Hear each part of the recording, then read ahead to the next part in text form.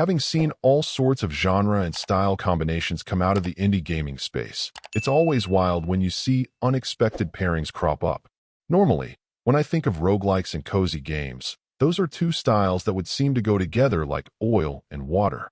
The typical cozy game obviously tends to be approachable and mild-mannered, while your average roguelike tends to gear itself towards more intense challenges of some kind through an element of unpredictability. Nonetheless, Into the Emberlands is a title that has brought these two concepts together, and in the end it's at least a decent ride. This is a game primarily concerned with exploration, collecting resources, and town building. Outside of town, the world is a dangerous place, covered by fog, and in order to survive it you'll need to have your lantern with you and keep it lit. Thus, when you embark on any given run, your precise amount of fuel will determine the number of steps you'll be able to take before it's lights out. And if you're out in the wild, when that happens, it will be game over for your current character. The good thing is that while you're out in the wild, you'll have numerous opportunities to discover the resources and people needed to expand your town, increase your lamp capacity, and fuel up a bit, giving you some options. A key element of taking advantage of those opportunities will be having the right gear, whether an axe for cutting down trees or a pickaxe for clearing rocks. Those tools end up serving two critical purposes though, so you'll need to be careful not to exhaust them too quickly. Once you've cleared out an area, you'll typically want and need to return to town, and depending on how much lantern fuel you have left, you may need to create a shortcut. Of course, if you don't have the tools you'll need for this, you can find yourself stranded and need to start again.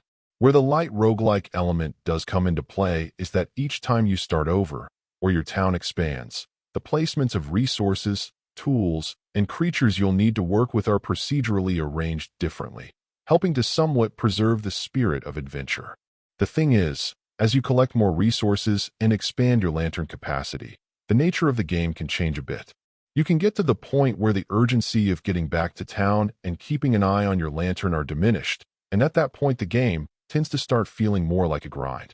Even as you reach new biomes, which will have some new resources to concern yourself with, the fundamentals really don't change, and it's also at that point where you'll bump into issues with your limited carry capacity, as you try to hold on to multiple tools for safety, but a variety of resources as well. Finally, the console controls can be quite problematic at times, especially when trying to look around. It wasn't unusual for me to lose my cursor for where I was pointing while scanning the area, and that could be very frustrating at times. Similarly, the camera not being able to freely turn, instead moving 90 degrees at a time, also felt needlessly awkward, and like an area that could have been handled better. In the end, this is a game I really wish I'd liked a bit more, as on a general level it feels like a fresh idea, and it serves decently as an approachable game with survival elements, something you don't see often. It has its strengths, and if you can be patient with it and don't mind some grinding, it can be a pretty good time. If, however, you take a harder look at some of its shortcomings, there are enough here that they can pretty well derail the experience if you're more discerning with your purchases. It will likely rest mostly on personal tastes in the end which way you'll see it. Overall, my final score for the game ended up being a 7.5. And if you're interested in picking it up, it's currently available on the Switch eShop for $6.59.